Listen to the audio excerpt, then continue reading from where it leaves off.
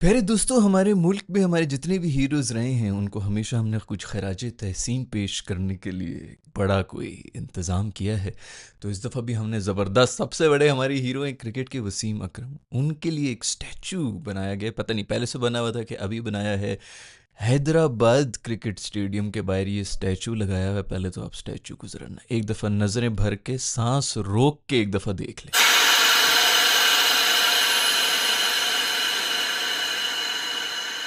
थोड़ा सा मूड ख़राब हो गया है मेरे दोस्त वसीम अकरम का। लगता है कि बॉयज़ के साथ जो है सुबह नाश्ते के बाद बात नहीं हो सकी, उनको बता नहीं सके चैट में ना कि इन स्विंग किस तरह, रिवर्स स्विंग किस तरह करनी, क्या कुछ रगड़ना वगड़ना है, वो स्केल है भाई ये। अल्लाह की कसम वसीम अकरम कम और अब्दुल कादिर मरहूम ज़्यादा लग रहे हैं। लगता है आर्टिस्ट ने जो ना बीच में आके अपना थोड़ा सा वो मूड बदल लिया था। पहले वो कुछ और बना रहा था, फिर उसने कहा ये उधर तोड़ देता हूँ। किट वो पहनाई है 99 वाले वर्ल्ड कप की, जो शायद वसीम भाई खुद जो है भूलने की कोशिश कर रहे होंगे, क्योंकि उसी के बाद शायद उनका कोई डाउनफॉल शुरू हो गया था। इतने फेवरेट्स थे हम जीतने के लिए वो वाला वर्ल्ड कप, और वहीं से हमारा जो है बेसिक हम जैसे लोगों का पागल हो गए। हम लोग 92 तो हमें याद भी कुछ नहीं कि क्या हुआ था, सुना था, खबरें थी कि बहुत बड़ी कोई टीम है।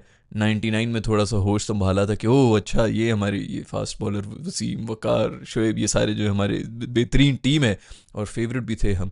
और फिर फाइनल में आके जो हमने गोबर खाया था ना, उठा उठा के पिच में से खोद के नीचे से जहां से हमें मिल सकता था, हमने गोबर उठा के खाया था। और जहां तक मुझे याद पड़ता है, ऑस्ट्रेलिया की टीम जो है वो नॉकआउट हो चुकी थी। सुपर सिक्सेस हुए थे शायद सेकंड राउंड में।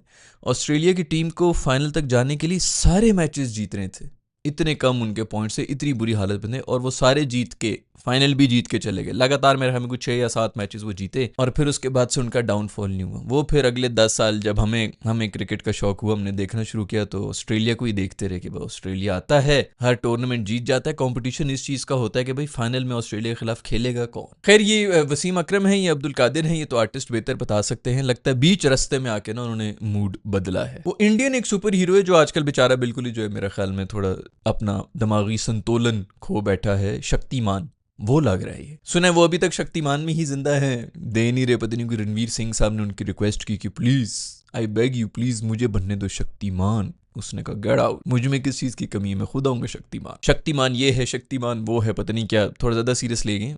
फर्जी कैरेक्टर होता है दोस्तों, इतना ज़्यादा दिल पे नहीं लेना। ये बड़ी वैसे मसला है क्रिएटिव फील्ड में ना, बड़ा मसला है। लोग एक चीज़ को जो अपने ऊपर इतना हावी कर लेते हैं कि पूरी उम्र समझते हैं हम वही हैं। ये जो पुरानी वीडियो गेम्स हुआ करती थी ना, जो हम जिनको खेल खेल के जवान हुए हैं, जिनमें गंदी ग्राफिक्स होती थी, उसमें इस तरह की शक्लें बनाई होती थी हमारे सुपरस्टार्स की। 4 एक सुपरस्टार्स की बनाते थे, लेकिन इसी तरह की शक्लें बनाते थे। बिल्कुल भी नहीं मिल रही थी। हम चूंकि बहुत मेंटल हैं, हम देख देख के पागल हो जाते, तो हम कहते थे ये वो ज़रूर उसी को बनाने की कोशिश की है। एक ज़माना तो वो भी था जिसके अंदर उनके नाम भी जो है वो उल्टे सीधे थे। वहीद अकरम और इस किस्म के जो है जावेद मियांदर और शाहीफ आडरीफी, पता नहीं इस किस्म के नाम शाम उन्होंने लिखे हुए थे, ताकि हम जैसे बेवकूफ़ जो हैं वो समझ भी जाएं कि क्या नाम है और क्या नहीं है। तो वो वाला ज़माना याद आ गया। उसी से मुझे याद आया कि यार उम्रें गुजर गई हैं, क्रिकेट की कोई गेम नहीं बन सकी। अभी सुना है कि कोई नई गेम शेम आई भी है, पता नहीं बिग एंड्स की है या किसकी है। अगर आप में से किसी ने खेली है तो नीचे कमेंट्स में बता दें यार। हम तो बस, हमारी तो उम्र गुजर गई, हमें तो समझ ही नहीं आई कि कब हमारे, हम भी सोचा करते थे कि एक ज़माने में पहले तो होता था यार ये कि वो पायरेटेड सीडियाँ आ जाती थी, तो इसकी सारी की सारी जो वैसे भी, क्योंकि ऑस्ट्रेलिया से मैं पहले भी कह चुका हूँ, ऑस्ट्रेलिया में भी कोई नहीं पूछता क्रिकेट को, उधर बड़ा लग रहा होता है हमें कि वो बहुत बड़ी सुपर पावर है ऑस्ट्रेलिया में जाके, और वो देखते हैं, इज्जत देते हैं। वो हर स्पोर्ट्स को बेसिकली इज्जत दे रहे होते हैं। इंडिया, पाकिस्तान, बांग्लादेश, यही कोई 3 कंट्रीज़ हैं जिनके अंदर बिकनी थी। इंग्लैंड में भी कोई नहीं पूछता, इंग्लैंड नहीं, बस वो एशेस को ही सिर्फ जानते हैं। तो इसलिए जो भी पायरेटेड सीडीज़ यहाँ पे बिकती थी वो सेल्स में तो आती नहीं थी। तो क्रिकेट की इसलिए हमने वीडियो गेम इंडस्ट्री को ना हमने मारा है। हम लोगों ने मारा है, जब जाके 150-150 रुपए की हम लोगों ने सीडियाँ ली हैं ना, उस वजह से पायरेटेड कॉपियाँ वो भी हम नहीं लेते थे, वो भी हम टोरेंट से डाउनलोड करके उनको यूज़ कर रहे थे। उस वक्त तो बड़े खुश होते थे, लेकिन अपना ही हमने नुकसान कर बैठे। प्रॉब्लम ये कि अब ये ब्लू रे जब से ये डिस्क आई हैं, उसके बाद से तो पायरेसी भी नहीं हो रही है।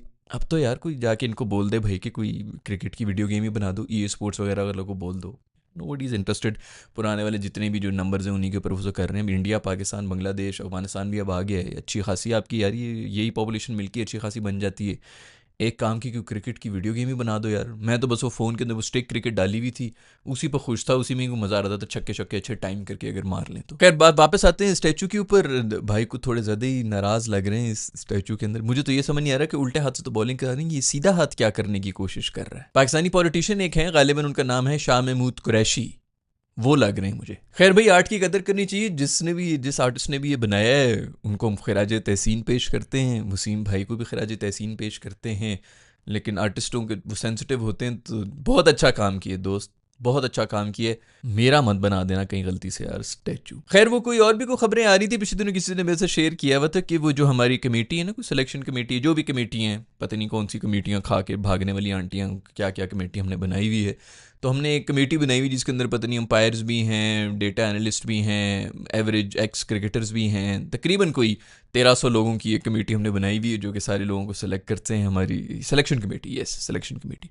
अब उस कमेटी को ऊपर से देखने के लिए भी एक और कमेटी बना दी गई जिसके अंदर सिकंदर बख्त और सरफराज साहब जो हैं वो आ गए।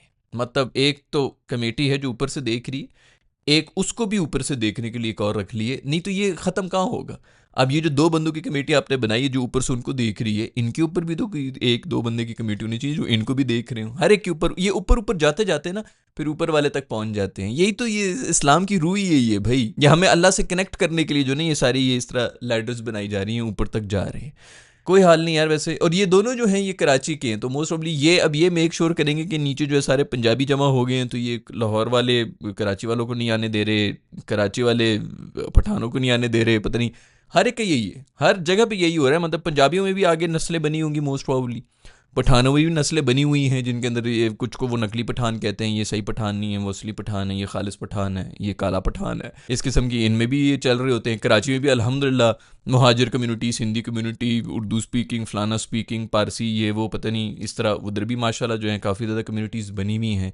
तो ये थर्ड वर्ल्ड कंट्रीज़ के जो है ना ये हमारी ये डीएनए में है। हमें लगता है कि हमें और कुछ लाइफ में कुछ है नहीं ना, तो हम पीछे से कहीं वो अपनी 5 नस्लें पीछे से कोई एक ब्रिलियंस कनेक्ट करने की कोशिश कर रहे होते हैं कि कितने हम ब्रिलियंट रह चुके हैं एक ज़माने में, और हम कितनी कोई ज़बरदस्त मुफ्त की सिर्फ स्टोरियाँ होती जो दादी को सुनाई थी उनकी दादी ने, उनकी दादी ने उनको, हमने ये कुछ कर लिया। ये सिर्फ गरीब लोगों में जो है ना ये चलता है ये सब चीज़ें ना, अपने आप को खुश करने के लिए कि मेरे परदादे के मरे हुए उसकी हड्डियाँ भी गल गई हैं ज़मीन के अंदर, नाम भी कोई नहीं जानता है, लेकिन नहीं हमने ये भी किया था, हमने कुछ भी नहीं किया, किसी ने भी कुछ नहीं किया। खैर ये थर्ड वर्ल्ड से बनती रहेगी। तो कमेटी के ऊपर कमेटी, उसके ऊपर कमेटी के ऊपर कमेटी, कमेटी ऊपर ऊपर ऊपर ऊपर इस तरह करते करते इस वक्त कोई 15,000 कमेटीज़ बन चुकी हैं जो एक दूसरे को बस देख ही रहेंगे, कोई काम भी कर रहा है कि नहीं कर रहा, वो इसी चीज़ को वो डिस्कस कर रहे हैं कि तू काम नहीं कर रहा, वो कह रहे हैं कि तू काम नहीं कर रहा, नीचे से ऊपर से नीचे लान तान चल रही है। तो अब मुबारक हो आप लोगों को, सिकंदर बख्त और सरफराज साहब भी जो है वो एक इस कमेटी के ऊपर एक कमेटी बना चुके हैं। पूरे एक ह्यूमन चेन बना देनी चाहिए, वो हाथ से हाथ पकड़ के। अक्सर औकात ये यूजलेस किस्म के प्रोटेस्ट हो रहे होते हैं जिनकी वजह से वो टीवी पे भी आ जाते हैं, लोग समझते हैं दुनिया बदल दी है, ह्यूमन चेन बना दी है, ह्यूमन सेंटीपीड बना दिया हमारी पूरी पीसीबी को ना। वो आपने अगर वो मूवी देखी हो, गूगल करके देख लें ह्यूमन सेंटीपीड के बारे में, तो आपको पता चल जाएगा कि मैं किस किस्म की बातें कर रहा हूँ। लोग स्पेस में जा रहे हैं चांद तक पहुंचने के लिए, हम इस तरह कमेटी पे कमेटी पे कमेटी पे कमेटी पूरी सीढ़ियां बना के ना हम भी चांद तक पहुंच जाएंगे। जिस तरह हमारे पाकिस्तान में काम होता है, हमने तो मार सक कोई भी बंदा आपके जो सोशल सर्कल में है वो बेरोज़गार नहीं होना चाहिए। इस तरह खुद ही डिपार्टमेंट बना के, खुद ही सीटें बना के, वैकेंसी बना के, इसको भी नौकरी दे दो, उसको भी नौकरी दे दो, सारा भरा हुआ है। और सारे अल्हम्दुलिल्लाह एवरेज क्रिकेटर से भरा हुआ है। जो काम के क्रिकेटर्स हैं उनको हम ये कहते हैं ये फिक्सर है फलाना, और या फिर उनके हम अजीब किस्म के स्टैचू बना देते हैं। सो उनसे जिनसे सीखना है उनको हमने साइड पे रखा हुआ है, और जो जितने एवरेज थे जो पूरी उम्र नौकरियां ही करते रहे, क्रिकेट नहीं खेल रहे थे, उनको हमने कमेटियों में बनाया है। वो ज़बरदस्त उनका माइंड सेट लाएंगे। जो हम कहते रहे ना कि माइंड सेट ख़राब है, फलाना है, ये है, वो है, वो असल में इधर से ट्रांसफ़र होता है। तो खैर मुबारक हो आप लोगों को, आप बहुत स्ट्रॉन्ग कमेटी पे कमेटी बन चुकी है। उसके अलावा हमारे जो कोच हैं उनके भी कोई इंटरव्यूज़ आ रहे हैं, मेरे ख्याल में उनके बारे में अलग ही एक वीडियो में बात कर लूँगा। वो भी वही बातें कर रहे हैं कि माइलस्टोन्स वाले नहीं, ये नहीं, वो नहीं। खैर एक बात तो मैं करना चाहूँगा, वो कह रहे हैं कि अब वो ज़माने गए कि कोई स्पेशलिस्ट बॉलर और स्पेशलिस्ट बैटर होता है, सबको सब कुछ करना है।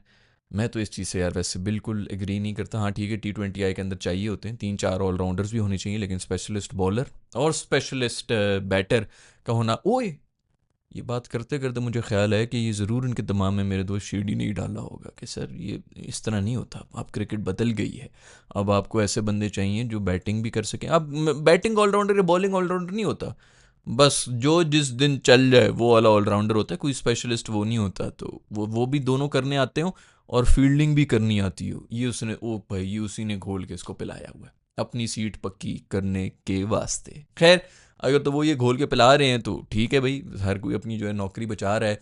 लेकिन इसका ये मतलब ये है कि मेरा रीजी दोस्त और मेरा बॉबी दोस्त, बॉबी से सुना है कि उस दिन को इन्होंने ओवर शोर भी फेंकवाएं कि आके बॉलिंग कराओ। ये एक पोलाइट तरीका होता है कहने का कि बेटा आप फिट नहीं हैं अब हमारी T20 आई टीम के लिए। खैर, आपका इस सब के बारे में क्या ख्याल है? कमेटी पर कमेटी जो हम बना रहे हैं, स्पेशलिस्ट बॉलर होना चाहिए, बैटर होना चाहिए कि नहीं होना चाहिए? मेरा ख्याल में तो बिल्कुल होना चाहिए। और ये जो वसीम अकरम का स्टैचू है, ये आपको किसकी याद, ये आर्टिस्ट के इतना बड़ा मास्टरपीस है ना कि जो जिसको भी मिस कर रहा हो, हर किसी की लाइफ में ऐसा कोई बंदा है जो स्टैचू को देख के उसको याद आ जाएगा। तो ये एक आर्टिस्ट की ब्रिलियंस है, ये आर्ट का सबसे ऊंचा मुकाम है जिसके ऊपर ये आर्टिस्ट फाइज हो चुके हैं। खैर, मैं मिलूंगा आप लोग से नेक्स्ट वीडियो के अंदर। अपना ख्याल रखिएगा। अगर वीडियो पसंद आई तो लाइक के बटन को छूरे, नहीं पसंद आई तो डिसलाइक के बटन को छूले। चैनल को सब्सक्राइब नहीं किया हुआ दोस्तों तो कोई जरूरत नहीं है सब्सक्राइब करने की अभी भी। I will see you in the next video. Bye.